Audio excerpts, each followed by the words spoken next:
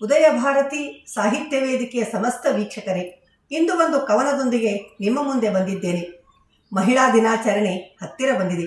ಆದ್ದರಿಂದ ನನ್ನ ತಾಯಿ ಮೇಲೆ ರಚಿಸಿದ ಈ ಕವನವನ್ನು ಇಂದು ಇಲ್ಲಿ ಪ್ರಸ್ತುತಪಡಿಸುತ್ತಿದ್ದೇನೆ. ನನ್ನ ತಾಯಿ ಹೆಸರು ಪದ್ಮಾವತಿ ವೆಂಕಣ್ಣಾಚ ಕಟ್ಟಿ.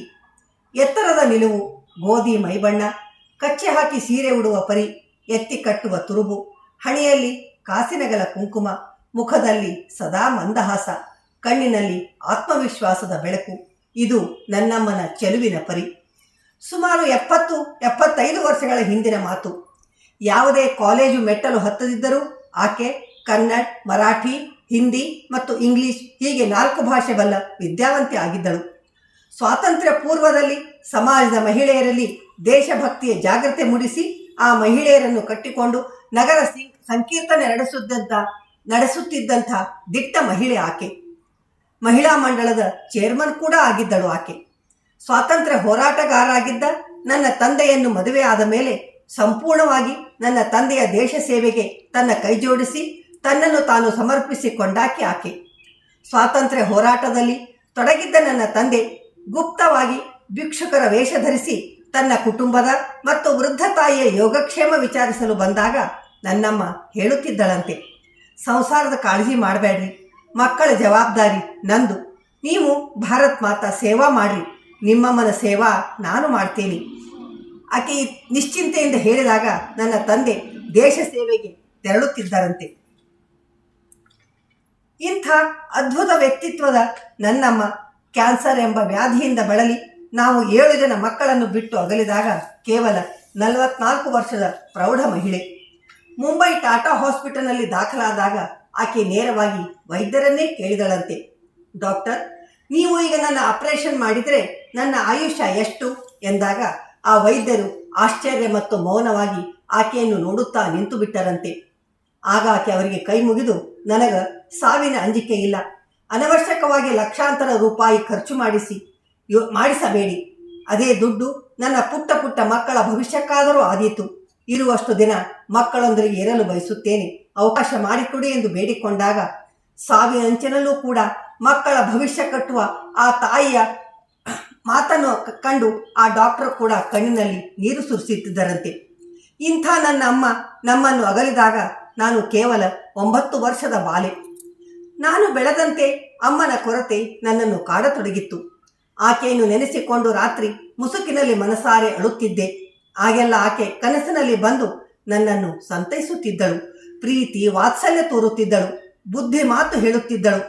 ಆದರೆ ವಿಚಿತ್ರ ಎಂದರೆ ನನ್ನ ಮದುವೆಯಾಗಿ ಮರುದಿನದಿಂದಲೇ ಆಕೆ ನನ್ನ ಕನಸಿನಿಂದಲೂ ಮರೆಯಾಗಿ ಹೋದಳು.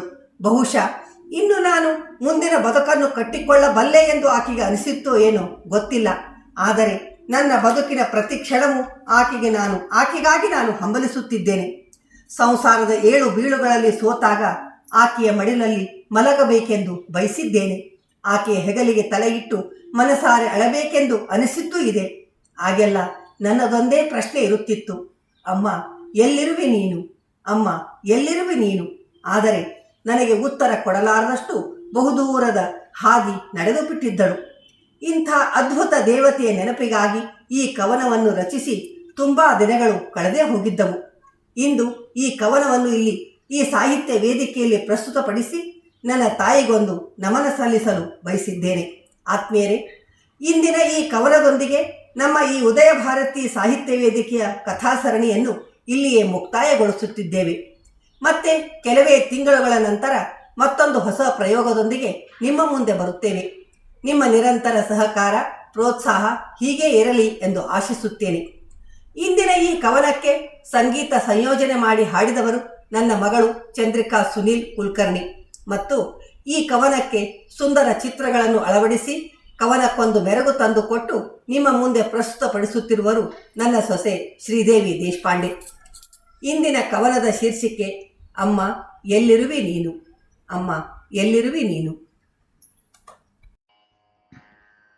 ಅಮ್ಮ ಅಮ್ಮ ಎಲ್ಲಿರುವೆ ನೀನು, ಅಮ್ಮ ಎಲ್ಲಿರುವೆ ನೀನು, ಅಮ್ಮ ಎಲ್ಲಿರುವೆ ನೀನು ಪದಗಳಿಗೆ ಸಿಗದ ನಕ್ಷತ್ರವಾಗಿ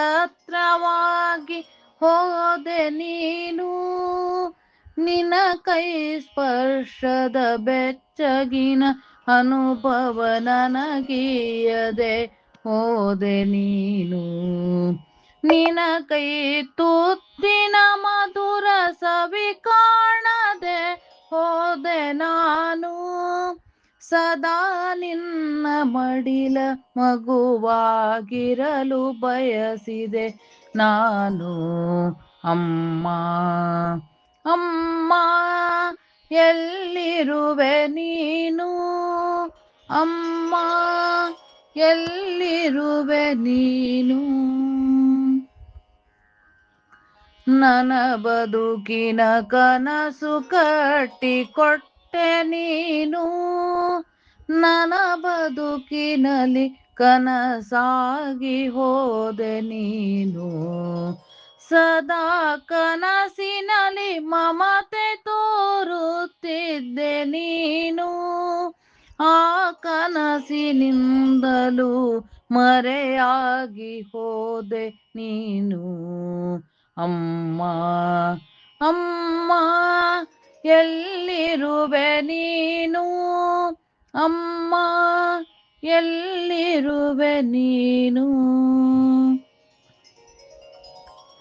ನಿನ ಕುರಿತು ಬರೆಯದಾದೆ ಮನಸ್ಸಿನ ಮಾತುಗಳನ್ನು ನಿನ್ನೊಂದಿಗೆ ಹಂಚಿಕೊಳ್ಳದಾದೆ